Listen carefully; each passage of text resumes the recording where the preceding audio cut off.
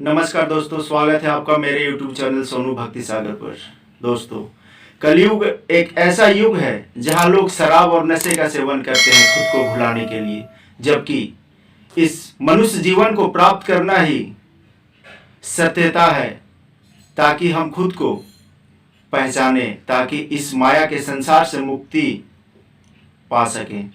अगर मनुष्य अपने आप को इस जीवन में पहचान ना सका या पहचान नहीं पाए तो वह जन्म मृत्यु के मोह माया जाल में फंस जाता है। हम जो देखते हैं, जो अनुभव करते हैं, यह एक माया है, यानी इल्यूशन है। केवल दो ही चीजें सत्य है, आत्मा और परमात्मा। आत्मा जो मनुष्य के अंदर है और परमात्मा वह है जिससे यह आत्मा को जन्म हुआ है। यह पूरी सृष्टि एक सागर है, एक समुद्र है जहां हर घड़ी लहरें आती हैं, जिससे बचकर निकलने के लिए धरती तब तक नजर नहीं आती जब तक कि हम अपने आप को न पहचान लें। जब तक हम आत्मा और परमात्मा का ज्ञान यानी कि ब्रह्म ज्ञान हम प्राप्त नहीं कर लेते हैं, हम इस समुद्र में संघर्ष करते रहते हैं।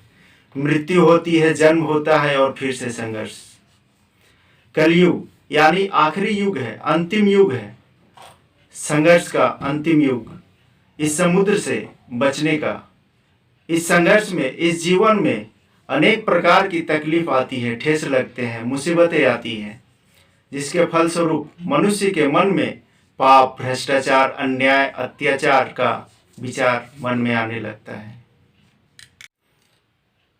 लेकिन दोस्तों, यह एक परीक्षा है आत्मा और परमात्मा का। इससे घबराना नहीं है। परमात्मा यह परीक्षा लेता है, यह देखने के लिए कि तुम इस संघर्ष में क्या करते हो, इन मुसीबतों से कैसे निकलते हो और अंत में इस गहरे समुद्र से निकलने के लिए स्थल भाग को प्राप्त कर पाते हो या नहीं, आपके कदम जमीन तक पहुंचती है या नहीं।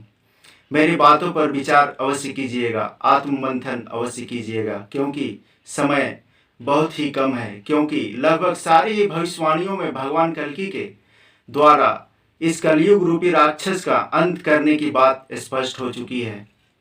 गॉड गिफ्टेड एस्ट्रोलॉजर भविष्यवक्ता अभिषेक सिंघल ने तो अपने विजन में इस कलयुग के अंत की लीला को साक्षात देख भी लिया है। जैसा कि हम जानते हैं, अभिषेक सिंघल की हर प्रेडिक्शन सच साबित होती है। हाल ही में जो उनका प्रेडिक्शन था कि दिल्ली में बम धमाका हो सकता है, और वह प्रेडिक्शन सच साबित हुई, जिसके बाद उनका इंटरव्यू एक नेशनल न्यूज़ चैनल पर भी आया था। इस प्रेडिक्शन के लिए अभिषेक सिंघल को बहुत ही सराहनीय माना गया और उन्हें अवार्ड भी मिला इस प्रेडिक्शन के लिए। दोस्तों, अपने प्यार और आशीर्वाद के रूप में वीडियो को लाइक अवश्य करते जाइए।